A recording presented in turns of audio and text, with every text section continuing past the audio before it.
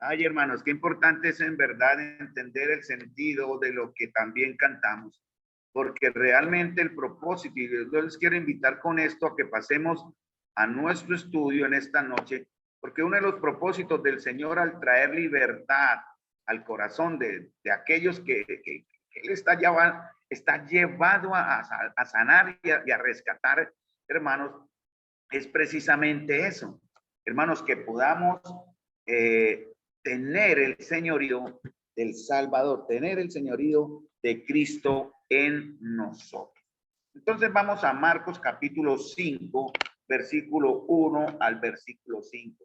Hermanos, hay bastante tema aquí en estos cortos versículos, pero creo que es mi responsabilidad en realidad ser muy juicioso en esto y no dejar de anunciarles, hermanos, la palabra del Señor. Y en realidad tenemos que ser honestos que a través del estudio de Marcos vamos a ver muchas facetas que el pueblo de Dios, nosotros como parte de la iglesia del Señor y como creyentes de manera muy individual hemos olvidado. Seguramente estos temas que nos han enseñado en la iglesia de una manera profunda ha sido más bien una falla en la organización del liderazgo, no enseñar de toda la palabra de Dios. A veces solo enseñamos los temas que son como más agradables, ¿no? Y enseñamos temas que de pronto no sean tan invasivos en su privacidad o en su vida personal. Pero hermanos, la palabra de Dios está escrita para redarguir, ¿no? Dice la escritura, para corregir, para instruir en justicia, a fin de que el hombre y la mujer de Dios sean enteramente preparados para toda buena obra. Y esa es la idea, hermanos, del por qué en esta noche también y siempre tratamos de enfocarnos exclusivamente en la palabra del Señor y sin quitarle ni restarle, obviamente, a la escritura, enseñar todo lo que tiene que ver con nuestro crecimiento y madurez. En este caso, cómo vencer el miedo a Satanás. Y en realidad hay creyentes que viven en continuo temor hacia este personaje, entre comillas, pero es porque no entienden o no han sido instruidos primeramente, en entender que estamos en una batalla de tipo espiritual, que no es cualquier cosa, hermanos, y también que es la responsabilidad nuestra usar las herramientas, usar las armas que el Señor nos dejó. Efesios capítulo 6, versículo 10 en adelante nos dice cuáles son y cómo usarlas. Y aquí vamos a ver las maneras en que Satanás ha entrado, hermanos, en la vida de muchos creyentes. Y tal vez muchos, sin aún darse cuenta, están viviendo vidas que ya no agradan al Señor como el Señor, el Salvador, sino al antiguo Señor. Eso lo dice precisamente Pablo en un verso en Efesios que más tarde compartiremos, en Efesios capítulo 4, versículo 17 al 19. Ahí el apóstol hace un llamado al pueblo de Dios a que ya no andemos como éramos antes. Bueno, y no olvidemos, hermanos, se los voy a seguir recalcando hasta que pasemos este proceso, porque en Marcos capítulo 5, 21 en adelante se va a ver otra especie de temor, ¿no? Temor a la muerte o el temor a la enfermedad. De acuerdo, creo que la primera es, en este caso, sí, la hija de Jairo va a entrar, pero en el medio de esta narración de la sanidad y la resurrección de la hija de Jairo, entra una mujer, como dice en el verso 24 hasta el 35, una mujer que se atrevió a confiar en el Señor y venció su temor a la enfermedad. Esto también lo vamos a ver con mucha calma y con mucho respeto, hermano. Entonces, espero que ustedes estén siendo edificados en esto, hermano. No olviden, hay poderes espirituales que buscan nuestra destrucción y queremos aprender cómo enfrentarlos. Yo estoy aprendiendo, créame, hermanos, y estoy siendo mucho más cuidadoso. No por temor al diablo. Quiero recalcarles algo, hermano. Lo que yo me pido ahora es no por temor a que él de alguna manera invada mi vida y domine y controle muchos aspectos de mi carne o en el mundo que me rodea. No, yo lo que tengo es que andar de acuerdo al temor al Señor. Eso debe ser temer de fallarle al Señor. Lo vamos a ver ahorita en contados minutos, hermanos, cuando hablemos del temor a Dios. Es importante desechar el temor hacia el pecado. Es importante desechar el temor, en este caso, hacia Satanás, porque el Señor dice en Santiago, someteos a Dios, resistan al diablo, que lo irá. Nuestra tarea, hermanos, es resistir, simplemente. y tenemos las herramientas. Recuerden que Jesús apareció como Hijo de Dios para desbaratar las obras del diablo. Recuerden también que Él nos rescató del poder de la oscuridad, nos puso en un reino nuevo, pagó un precio por nuestra libertad. Hermanos, y así hoy ustedes y yo podemos decir que tenemos perdón de pecados. Ojalá eso sea una verdad en sus vidas, y no simplemente en las vidas de ustedes, hermanos, o la mía en algún momento sea una, y voy a usar un término que está en la Escritura, de doble ánimo, de doble cara o de hipocresía, ¿verdad? Tenemos una vida religiosa para mostrar en la iglesia y una vida en el mundo en la cual no mezclamos y no somos diferentes a aquellos que están ya en condenación y de la cual nosotros fuimos sacados por la gracia del Señor. Entonces, solamente con la muerte del Señor Él pudo derrotar al que tenía el poder sobre la muerte, que era Satanás. Entonces, Jesús nos ha libertado. Recordemos lo que vimos el jueves anterior, mis queridos hermanos. 3 fuerzas actuando en la vida de los hombres. 2 son dañinas en cierta manera y una es la que en realidad trae libertad. La fuerza de Satanás. La fuerza de Satanás es la que trae en verdad esclavitud, trae destrucción y trae muerte. En la vida de estos hombres que estamos viendo, ellos que perdieron, no sabemos, como dijimos en los jueves anteriores, cómo llegaron ellos a ser controlados por Satanás, cómo entró un espíritu en ellos. No es que el impío, todos los impíos, claro, están bajo el control del diablo, dice 2 Timoteo 2, ¿no? Están esclavos y sujetos a voluntad, pero no todos están poseídos de una manera tan terrible como este hombre que vemos aquí en Marcos, que menciona a Marcos y Lucas como un hombre, y como vimos que Mateo menciona que fueron 2 hombres, pero ya explicamos por qué fueron 2 hombres, ¿no? El Espíritu quiere que nos concentremos en el hombre, en uno solo, del cual fue sacado una legión de ángeles o un grupo numeroso de espíritus que lo tenían en esclavitud. Entonces, hermanos, ¿qué hicieron? ¿Qué pasó con estos hombres? Ellos no se levantaron de un día al otro como ya poseídos. No, de alguna manera ellos dieron entrada al control de Satanás. Y así puede pasar, hermanos, con nosotros si no nos cuidamos. Hay muchas indicaciones. Vamos a ver 7 próximamente, 7 señales que están aquí en Marcos capítulo 5 de lo que estos hombres en realidad mostraron como una señal, valga la redundancia, de que estaban controlados, en este caso esclavizados por un espíritu, en este caso por miles de espíritus, porque se llamaban legión, eran más de 4,000 a 6,000 espíritus en un solo hombre. Pero ¿qué clase de señales o pruebas o maneras podemos ver en la vida que nos van a mostrar, hermanos, si verdaderamente nosotros estamos siendo influenciados y de alguna manera, hermanos, controlados por un espíritu? Y eso es bueno tenerlo en cuenta porque es algo que está en la Escritura, hermanos. No estoy enseñando nada que venga de mi propio conocimiento, no estoy enseñando nada que venga algo que yo me imaginé o me inventé. No, señores, está en la Escritura. Y por eso, hermanos, tenemos que acudir a la palabra con mucho respeto y temor, porque la palabra nos está hoy advirtiendo. Esos hombres perdieron sus hogares, perdieron su dignidad. ¿Por qué perdieron sus hogares? Porque dicen aquí, vivían entre las tumbas, perdieron la comunión con sus amigos, perdieron su dignidad porque no tenían dominio propio, ¿verdad? Perdieron su paz. También, ¿qué pasa? La fuerza de la sociedad, no solamente la fuerza de Satanás que controla, sino la fuerza de la sociedad. La sociedad es inútil porque nuestra sociedad está involucrada en un mundo que está en pecado.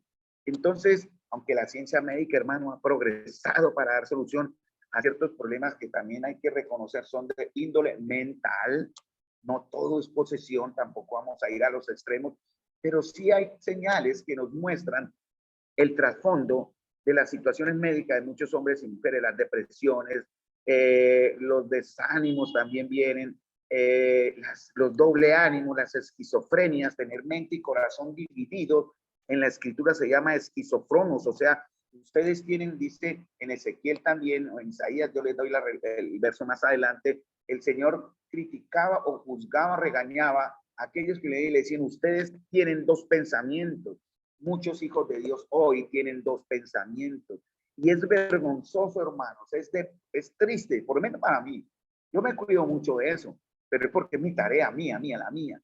Pero ustedes también deben cuidarse, hermanos, de no estar sirviendo a 2 señores. Tengan mucho cuidado, hermanos, con estar sirviendo al mundo, llamando las cosas del mundo, porque el que ama el mundo, dice la palabra, el amor del Padre no está en él. Y si el amor del Padre no está en usted, y si usted muestra con pruebas, yo tengo aquí pruebas de mi propia vida, donde puedo decirles, de esta manera yo he servido al mundo. Y puedo verlo en la vida de algunos de ustedes, no todos, gracias a Dios, que muchos en la iglesia hoy tienen doble ánimo, doble corazón, doblemente. Pero bueno, sigamos con la idea, la fuerza del Salvador. Tres fuerzas, ¿no? La fuerza de Satanás, que conduce a esclavitud, la fuerza de la sociedad, que no trae nada porque es inútil. La ciencia médica no puede solucionar el problema del pecado. La fuerza médica no puede solucionar el impacto de un espíritu en el espíritu de un hombre. Pero el Salvador, hermano, tiene la fuerza poderosa del Creador, de Dios Todopoderoso. Aquel, como dice en Lucas 19:10, vino a buscar y salvar lo que se había perdido. A eso vino Jesús por usted, hermano mío, y que en cierta manera, yo pensé leyendo este verso, perdió Jesús su tarea conmigo, perdió su sacrificio Jesús conmigo, fue desperdiciada la obra de Jesús en mí. Hermanos, si yo tengo que preocuparme, porque la Biblia dice, preocúpese de vuestra salvación con temor y temblor. Y eso significa valorar, hermanos, porque en Hebreos se nos advierte con firmeza de no tener en poco la sangre de Cristo en la cual fuimos santificados. Entonces, hermanos, hay que tener mucho, mucho cuidado de no menos valorar el valor de la salvación de Cristo. Jesús dijo en Lucas 5:31, los sanos no tienen necesidad de médicos, sino los enfermos. No he venido a llamar a justos, sino a pecadores al arrepentimiento. Entonces nos preguntábamos, ¿cómo llegaron estos hombres a tal estado de esclavitud? ¿Cómo llega un cristiano a ser esclavo de Satanás? Dice Tito 2:12, enseñándonos, y eso lo dice el apóstol Pablo, enseñándonos que, y da la razón, renunciando a la impiedad de los deseos mundanos, vivamos en este siglo sobria, justa y piadosamente. Eso está en Tito 2:12. ¿Qué nos quiere enseñar el Espíritu? Que si renunciamos a la impiedad y a los deseos mundanos, vamos a mostrar una clase de vida diferente. ¿Qué es? Una vida sobria, una vida justa y una vida piadosa. ¿Y qué pasa con los hermanos que nos han renunciado a la impiedad y a esos deseos del mundo? ¿Qué pasa con ellos? ¿Qué pasa con nosotros cuando no renunciamos? Pues obviamente eso es lo que va a manejar o a controlar nuestras vidas. No podemos decir que somos santos y a la vez impíos. No podemos decir que somos piadosos y a la vez mundanos. Hermanos, eso es una contradicción. O se es mundano o se es piadoso. O se obedece a la escritura o se desobedece. Hay muchos de nosotros, me incluyo, que en algunas maneras, en algunos tiempos de nuestra vida fuimos muy desobedientes a la escritura. Pero gracias a Dios estamos en un proceso de madurez y estamos aprendiendo a someternos en obediencia al Señor para que, hermano, dice la escritura, para que Él sea honrado, glorificado. Entonces, ¿qué fue lo que caracterizó, por ejemplo, a este hombre que fue liberado de un demonio? Y eso se ve en el verso 19, ¿no?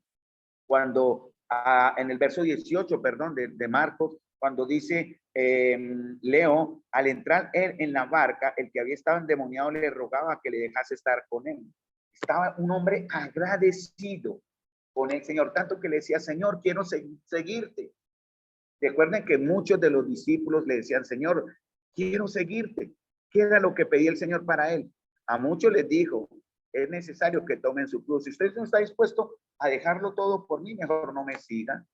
Si usted ama más padre, madre, hermanos, casa, trabajo, vida, comodidad, más que a mí, no es digno de mí. Esto no quiere decir que nos metamos, hermanos, a hacer como los erróneamente interpretaron los primeros cristianos, que para huir del mundo, de los deseos mundanos, perdón, se encerraban en cuevas o en monasterios por toda la vida para huir de un mundo, dedicarse a la oración y a la palabra. No, el Señor no nos mandó a eso. El Señor sí nos mandó a hacer luz en medio de las tinieblas. Pero ¿qué nos caracteriza nuestra vida? Una vida libre de pecado, hermano, la gratitud. Yo me cuido mucho, hermanos. De verdad, estaba muy consciente con el estudio de Marcos de tantos detalles.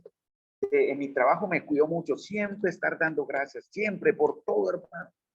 Porque si no doy gracias, me he dado cuenta que lo que reemplaza mis palabras en actitud de que sale de mi boca no es la gratitud, no son las palabras buenas. De pronto tiendo a regañar, de pronto tiendo pero el regaño verdadero, no como algunos de ustedes que piensan que porque uno les llama amorosamente la atención los está regañando. No, eso es exhortación. Pero muchas veces yo regaño a otro, oiga, tenga cuidado, mire que no se cruce, o así con tanto estrés que uno maneja en la calle con los otros carros en este tráfico tan caótico, con las motos, con la gente, con todo.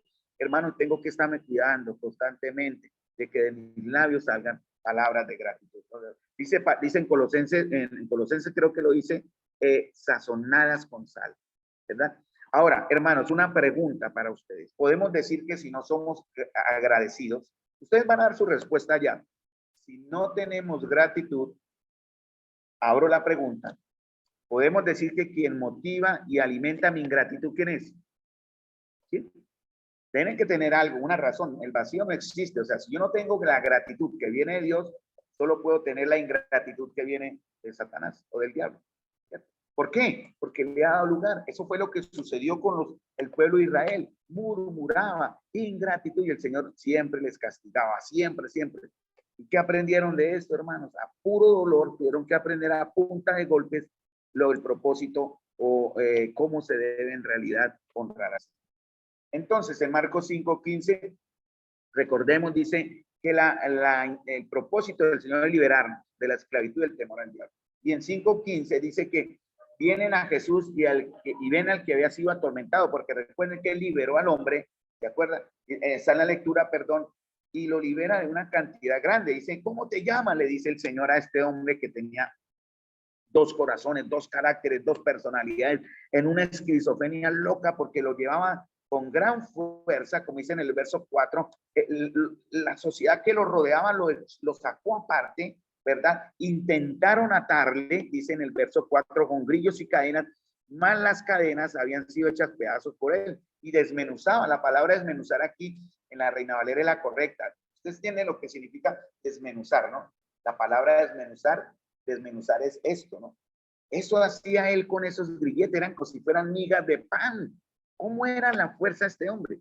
Una fuerza que una persona común y natural no tiene, naturalmente no tiene, ¿cierto? Entonces, este hombre, nadie le podía dominar. Dice Mateo que tanto que la región por donde ellos andaban, la gente huía por otro lado. Sin embargo, dice en el verso 15 de Marcos, después de que el Señor le dice a este hombre, ¿cómo te llamas? Obviamente él no se llamaba Legión, digamos que se llamaba, vamos a ponerle un nombre, Juan. Bueno, algún nombre hebreo que en ese momento, me llamo Juan, pero él no respondió, me llamo Juan, él dijo, me llamo Legión, pero el que estaba hablando era quien estaba detrás de él. Así como Jesús una vez le dijo a Pedro, apártate de mí, Satanás, porque no pones la mira en las cosas de Dios, sino en la de los hombres. Y Jesús está hablando al que estaba detrás de Pedro, manejándolo. En este caso, el Señor le habla a unos demonios que vinieron a él, no pudieron huir de él, eso lo vamos a ver ahora. Ya, ¿no? Bueno, si tenemos tiempo aún de llegar a ese punto, a los primeros 7 características de una persona que tiene una influencia demoníaca. ¿Y qué pasa acá? Ellos le dicen, somos legión, permítenos ir, no nos mandes al abismo. Y vieron la manada de cerdos, mándanos ahí. Jesús les da permiso. Recuerden, aún para ellos entrar en un insignificante, voy a decirlo, porque el cerdo en realidad, aunque es un animal creación de Dios, igual pudieron haber entrado en una manada de lo que fuera, de gallinas, si había ahí, o de rato, cualquiera. Pero incluso quiero poner en resaltación esto, ellos tuvieron que pedirle permiso al Señor para entrar en una manada de cerdo. Y de igual manera, si usted le abre puertas a Satanás, como dicen en Efesios 4:27, ¿no? Dándole lugar al diablo. Si le damos lugar al diablo, hermano, él va a entrar. Si los que habitaban en nuestro corazón fueron sacados, nuestro corazón queda limpio, pero se van esos espíritus y dan la vuelta y vuelven y encuentran la casa adornada, barrida y hermosa, porque fue santificada, pero usted le da entrada, ellos van a entrar, hermanos. Y eso lo vamos a ver, por ejemplo, en la falta de perdón, eso lo dice en 1 Corintios, es dar motivo a Satanás. Todos los efectos que la carne causa en nosotros es una ocasión que el enemigo aprovecha para tomar control, hermanos. No estoy diciendo algo que no está en la escritura. Para eso entonces tenemos que ser muy temerosos, hermanos, de estar en una, es que hermanos, Si ustedes pudiesen entender la clase de batalla que tenemos, hermanos queridos, es una batalla espiritual que no tiene descanso. Eso no crean que ellos respiran o se toman, vamos a almorzar y después volvemos a atacar a Carlos. No, hermano. Mientras ellos, entre comillas, si lo pudieran hacer, solo lo pongo de ejemplo, se retiran a descansar, viene otra miriada de esos demonios a seguir acosándome. Nunca habrá descanso para mí. Pero el descanso que vengo, hermanos, es de descansar, valga la redundancia, en el Señor y en sus promesas, en someterme al Señor. Esa es la única manera. Y este hombre que fue liberado, dice en verso 15, vienen los de la región, ya llegaremos allá, pero le estoy adelantando muchas de las cosas del estudio. Y al ver al que había sido atormentado el demonio y que había tenido la legión sentado, vestido y en juicio, ¿qué pasó con ellos? Tuvieron miedo. Y ese miedo que figura aquí en Marcos 5:15 es el mismo miedo que figura en Marcos 4:40. ¿Por qué estáis así amedrentados? Es el miedo que produce el pavor, es el miedo que produce la cobardía, es el miedo que produce el terror. No es el miedo, porque hay dos clases de temores y tenemos que, hermanos míos, ser muy juiciosos en entender. ¿Qué clase de temor tiene usted hoy? Porque el temor, hay tres temores en realidad, ¿no? El temor, vamos a verlo ahorita, no les adelanto, ya vamos a llegar allá. Pero lo que nos debe caracterizar es el temor al Señor, la reverencia al Señor. Este miedo que está aquí en Marcos 5:15 es el miedo y el terror de ver el poder de Dios. ¿Qué hicieron ellos? En lugar de someterse al Salvador, lo sacaron de su región, ¿no? Y ellos dicen en el verso 17, comenzaron a rogarle que se fuera de su contorno. ¿Qué hizo Jesús? Le rogó, ay, no, déjenme quedar, no, déjenme que tengo un buen mensaje, ¿no? Él se subió a la barca y se devolvió, pero dejó un estandarte y dejó un testigo en esa región, que fue este hombre. Ese fue el propósito, ahí les adelanto. Ese fue el propósito para este buen hombre, ¿no? Que él fuera testigo. Y realmente él, como dice, él era de la región de Gadara, que era en la región de, dice en el verso 20, y comenzó a publicar en Decápolis cuán grandes cosas ha hecho Jesús con él. En esa región de Gadara habían 10 ciudades. Y esas 10 ciudades se conocían como Decápolis, o sea, 10 ciudades, 10 metrópolis, Decápolis, Decas es 10 en griego. Y el Señor le dio una tarea, bueno, a mí me sacan de acá, pero lo dejo usted con una tarea de que ve y cuéntales cuán grandes cosas ha hecho Dios contigo. Y él no solamente fue a la casa, miren bien en el verso 20, porque el Señor dijo, váyase a su casa y cuéntale. Él antes no tenía casa, él vive entre las tumbas, vive entre los muertos, como muchos de los creyentes de hoy que viven entre muertos, viviendo en la carne, en su desobediencia. Y este hombre ha sido liberado y dice el Señor, váyase a su casa y cuénteles. Pero ¿el qué hizo? Bueno, estoy seguro que fue a su casa. Él no se quedó ahí, hermano. Él fue al resto de ciudades, en una región que era predominantemente gentil. ¿Sí? No habían muchos judíos ni creencias judías en esa región. Entonces, fíjense que el Señor tiene un propósito para nosotros. ¿Cuántas clases de temores hay, hermano? ¿Qué clase de miedo, temor tuvieron los moradores de Gadara? Ya les he explicado algo. La reacción que tengamos ante el miedo y la respuesta a este temor va a indicar, hermanos, recuerden bien, mire, esta es una señal. La reacción que tengamos ante los miedos y la respuesta que demos ante esos miedos va a indicar si lo que tenemos es temor a Dios o el temor que produce Satanás. Eso es una clave. Cuando usted tenga miedo,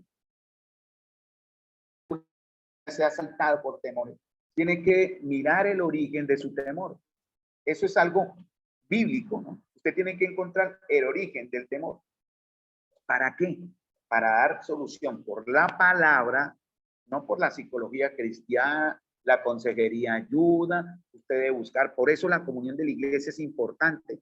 Hay de aquellos hermanos que aman la comunión del mundo en lugar de la comunión que Dios ha establecido entre su pueblo. Hay de aquellos, y eso es de gran temor, eso lo advierte mucho la Escritura, y tendríamos una ocasión de dar un estudio largo sobre esto, y ojalá ustedes pudiesen llenar su corazón de estas amonestaciones del Señor, que tengan cuidado de amar el mundo, porque el que ama el mundo, el amor del Padre no está en él. Esa es la advertencia del Señor. Ahora, recuerden lo que hablamos, hermanos. ¿Pueden la fe y el temor ser compatibles, estar en un mismo sitio? respuesta es no. Si usted tiene temor, no puede tener fe. Si tiene fe, expulsa el temor, saca por medio del amor. Entonces, podemos decir, hermanos, en estos últimos minutos, que el temor es como un virus infeccioso y mortal, ¿cierto? Y uno de sus síntomas es el temor, ¿cierto? Uno de los síntomas de que hay un virus infeccioso es el temor. Si usted tiene hoy en estos momentos fiebre, usted se va a asustar. Si usted empieza a sentir dolor de huesos, usted se va a asustar y va a pensar, ay, Dios mío, me agarró el virus. Es posible, puede que sí, puede que no. Puede que sea simplemente un catarro, puede que sea simplemente eh, una gripe menor, o puede que sea lo que tanto miedo están hoy trayéndonos en la cuestión del coronavirus. Cuando usted tiene contacto con una persona que ha tenido o que ha sido diagnosticada con el coronavirus, se inicia un protocolo que se llama el cerco epidemiológico. Y el cerco epidemiológico, hermanos, es llamar a las personas con las cuales esa persona tuvo contacto. Y le van a preguntar, ¿tiene síntomas? ¿Tiene esto? ¿Tiene esto? Hágase el examen, tiene que ir a su EPS y solicitar el hisopado para que miren si usted, porque usted estuvo en contacto con una persona que ha sido diagnosticada con coronavirus o con los primeros síntomas de una posible infección gripal. Se puede llegar a ser el corona, eso no pasa nada. Pero hay un cerco. Mire, hermanos, esta clase en esta noche es el cerco que nosotros tenemos para ustedes y para nosotros mismos, para evitar, hermanos, que la infección del miedo se propague, ¿cierto? Que la infección y los temores nos llenen. Para eso es la comunión de la iglesia. Y eso está en la escritura. Entonces, recuerden, en el amor no hay temor, porque el perfecto amor echa fuera el temor. De donde el que teme no ha sido perfeccionado en el amor. Pero ¿dónde adquiere usted el amor, hermano? ¿Dónde practica usted el amor? ¿Dónde vive usted el amor? En la iglesia. En la Biblia nunca se mencionan de los creyentes que son islas desiertas, islas sueltas, islotes en el mundo. Jamás. Se menciona comunión de los santos. Se menciona la congregación de los santos. Se menciona la iglesia de Dios. Se mencionan los creyentes, pero no estamos llamados a ser sueltos, sino en una comunión que se llama cuerpo de Cristo, Efesios 4. Pero si usted no se está incluyendo en una comunión, no es el cuerpo local, si usted rehuye a la comunión del cuerpo local, hermanos, eso es una indicación de un control que no es de Dios. Ya vamos allá en estos próximos puntos, porque también tenemos que seguir hablando de esto, de lo que significa el temor. Una de las fortalezas de Satanás es el temor. En 2 Corintios 10:4 se nos dice, porque las armas de nuestra milicia no son carnales, sino poderosas en Dios para destrucción de fortalezas. Yo fui un hombre, o de joven, fui un joven que fui dominado por muchos temores. Decir al día de hoy que no tengo temores tampoco sería cierto, pero he aprendido, eso sí se lo digo, he aprendido más que antes, no soy perfecto, más que antes, a descansar, a obligarme, hermano, a descansar en el Señor y en sus promesas, ¿cierto? A descansar en lo que el Dios me ha dado, en la comunión de la iglesia yo descanso. Y ahí donde encuentro salida para ese temor. El temor ya no tendrá lugar porque mi corazón se debe llenar del amor de los hermanos, porque mi corazón se llena del amor del Señor en su palabra. Y así yo, Carlos, he aprendido a vencer esos temores. Y cuando vienen, y en estos días y meses tuvimos temores en la economía, tuvimos temores por la salud, tuvimos temores por situaciones de familia, por muchas clases. Muchos de ustedes aún viven en temores, yo lo sé porque los conozco y aún no han dado salida y solución a esos temores cuando la solución está frente a ustedes en sus manos, se llama la palabra de Dios. Dice Romanos 8:15, no habéis recibido el espíritu de esclavitud para estar otra vez en temor. O sea, ustedes ya no recibieron un espíritu de esclavitud. Dice Romanos 8:15, lo pueden buscar en sus Biblias, habéis recibido el espíritu de adopción por el cual clamamos Abba Padre. Eso es lo que hemos recibido al tener al Señor en nuestros corazones. La cobardía y el miedo y el temor son sinónimos. Todos tenemos temores, pero hay tres temores básicos, como dije. El primer temor, por decir así, es el siguiente: Si no tenemos una seguridad, hermanos, e ignoramos que como hijo de Dios, el Señor ha puesto en nosotros un espíritu de poder, amor y dominio propio, esto nos va a impedir lidiar con los demonios. ¿Qué es lo que pasa? No tener seguridad e ignorar. En la escritura dice falta de conocimiento. En justicia. Dice, porque la palabra de Dios es como una espada de dos filos que penetra hasta partir el alma, el espíritu, las coyunturas y los tuétanos, y tienen las intenciones y las intenciones y los pensamientos del corazón. ¿Cómo son sus intenciones y sus pensamientos? Entonces, hermanos, cuando usted olvida eso, ¿cierto? Usted no va a tener herramientas para luchar contra el temor. Segundo, si Cristo vive en nuestros corazones, hermanos, el temor ya no va a tener, no nos puede esclavizar, es la palabra, no nos va a esclavizar, porque el amor de nosotros entra, ¿verdad? El amor de Dios entra, perdón, en nosotros por su Espíritu. Y obligadamente, cuando tenemos el Espíritu Santo activo, llenos del Espíritu, como estamos, dice la palabra de Dios que el Espíritu de temor tiene que salir. Es una norma. La palabra temor es una clase de temor diferente al que ocurre antes. Aquí que le mencioné en Marcos 5:15, ¿no? Que ellos tuvieron miedo. Entonces, hermanos, si usted tiene temor, o sea, la palabra de Dios dice en Efesios 5 que seamos llenos del Espíritu Santo. ¿Cierto? Listo. Uno de los del fruto del Espíritu Santo es ¿cuál? Uno de ellos que tiene que ver con el temor es amor, gozo, paz. Si usted no tiene paz, tiene guerra. Si usted no tiene paz, tiene temor. Si usted tiene temor, no está lleno del Espíritu. Así es fácil, hermano.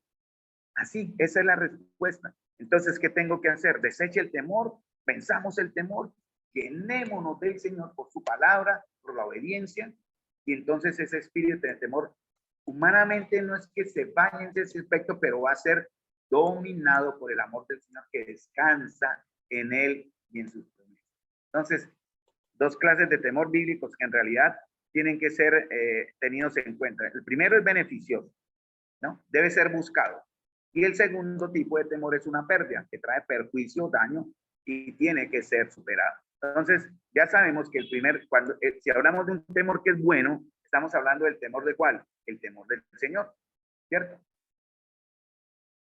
Y esta clase de temor no es miedo que significa estar como asustados por algo, ¿no? Antes bien, ante la santidad de Dios es reverencia. Hermanos, cuando ustedes huyen de la comunión de la iglesia, hermanos, están teniendo la clase de temor que no es el temor a Dios, están teniendo el temor cobarde que los lleva a aislarse de la obediencia al Señor. El temor del Señor es el temor reverente, el temor de entender, hermanos, en nuestros corazones el poder y la gloria del Señor. Un temor de Dios que traerá beneficios y bendiciones. Debe ser manejado, motivado, alimentado. No como miedo, sino respeto y reverencia. Respeto y reverencia, algo que muchas veces nosotros en nuestra vida no le mostramos al Señor. Sí, también debo recalcar, hay que tener, ese sí es un temor que producirnos miedito, en cierta manera, que es el apropiado respeto por su ira y su enojo. Pablo dijo, horrenda cosa es caer en manos del Dios vivo. Entonces, hermanos, reconociendo todo lo que Dios hay, para terminar con esos últimos versos y llegar ahí para el próximo jueves, es un reconocimiento, el amor, el temor bueno es un reconocimiento de todo lo que Dios es. Viene a través de conocerle, viene a entender sus atributos. ¿Y qué pasa con ese temor? Siempre. Fíjense bien la actitud de los demonios cuando vieron al Señor. Dicen en el verso, en Marcos capítulo 5, versículo 2, cuando salió él de la barca, enseguida vino a su encuentro en los sepulcros un hombre con un espíritu inmundo. Ni los creyentes, así usted quiera, ni los demonios, ni las huestes de maldad, así quieran, pueden huir del Señor. Si usted tiene el temor reverente, estos demonios se acercaron al Señor obligados, ellos no pueden escapar, si lo hubiera sido esconderse entre la oscuridad o debajo de las piedras y que Jesús no se diera cuenta que ellos están ahí, no. Ellos tienen, cuando ven la gloria y majestad, por eso le dicen, ¿qué tienes con nosotros? ¿Qué tienes conmigo, Jesús, Hijo del Dios Altísimo? Le conjuro por Dios que no me atormentes. Cuando usted se acerca al Señor, mi hermano, si usted se acerca para ser atormentado, usted tiene el temor del enemigo. Pero si usted se acerca y encontramos el temor que trae paz, reverencia y respeto, entonces es el temor al Señor. Les dejo con estos versos y terminamos para dejar hoy. Salmo 111:10 dice, el principio de la sabiduría es el temor de Jehová. ¿Qué pasa con el que tiene sabiduría, sabiduría que demuestra temor? Dice, buen entendimiento tienen todos los que practican sus mandamientos. Hermanos, cuando usted no es obediente a la verdad de Dios, ya sea que la diga Carlos, ya sea que la digamos aquí en el púlpito, ya sea que usted la lea en la Biblia, si usted no es obediente a este temor y a esta sabiduría, usted no tiene entendimiento. La Biblia lo llama necios. Proverbios 1:7. El principio de la sabiduría es el temor a Dios. Mas los insensatos desprecian la sabiduría y la enseñanza. ¿Y esto qué significa? Cuando tenemos el temor a Dios, el verdadero temor a Dios, no solamente mostramos entendimiento, hermano, sino queremos, deseamos adquirirlo. ¿Qué hacen los insensatos? Dice, la desprecian. Y desprecian la sabiduría y la enseñanza. Yo sé que muchos de ustedes prefieren a veces no venir a la reunión. Prefieren porque es más cómodo para ustedes de pronto y para todos. Yo era uno que vivía así, ya no. La verdad, yo ya no. Pero muchos todavía luchan con eso, con la fidelidad a la obediencia, y prefieren un domingo irse a hacer otras cosas. Que Dios tenga misericordia de ustedes, hermanos. En verdad, pueden llamar legalismo, llámenlo como quieran. Que el hermano ya está siendo exagerado, que el hermano está siendo ya demasiado extremo en su... No, hermanos, eso está en la Escritura. Yo honraré a los que me honran. Pero si usted prefirió honrar al Señor yéndose a hacer otra cosa, cuando Dios ha dicho que nos congreguemos para honrarle, alabarle y recordar lo que Él hizo, y si usted no lo hace, usted está bajo el control de un espíritu diferente. Tercero, para no alargarme mucho, hermanos, Proverbios 19:23. El temor de Jehová es para vida, y con él vivirá lleno de reposo el hombre, no será visitado por el mal. Entonces, cuando hay temor a Dios, no solamente mostramos entendimiento, no solamente mostramos el deseo de adquirirlo, sino también mostramos paz y vida espiritual. Proverbios 19:23. Proverbios 14:26, para que vayan anotando en sus Biblias. En el temor de Jehová está la fuerte confianza y esperanza tendrán sus hijos. Fíjense lo que hace, hermanos, el temor del Señor.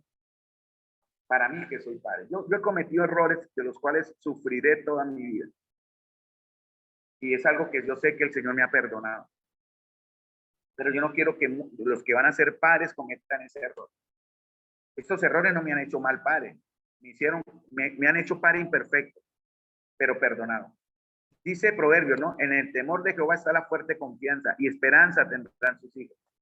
Eso es lo que hace el verdadero temor y eso es lo que yo quiero entregarle a mis hijos, que tengan ese temor a Dios, que los lleve a la obediencia y con eso, ¿qué esperanza van a tener? Largura de días y paz y años te aumentarán, dice en Proverbios 3, ¿cierto? Cuando habla de la escritura, cómo estar atada a nuestro corazón. Entonces, cuando tenemos temor a Dios, mostramos entendimiento, deseo de recibir ese entendimiento, tenemos vida espiritual, no estamos muertos, tenemos paz, tenemos confianza y esperanza. Y por último, Proverbios 14:27, que es el que le sigue, prácticamente han seguido. El temor de Jehová es manantial de vida para apartarse de los lazos de la muerte. Cuando hay temor a Dios, y repito, todos mostramos entendimiento, dos, mostramos el deseo de recibir ese entendimiento, conocimiento.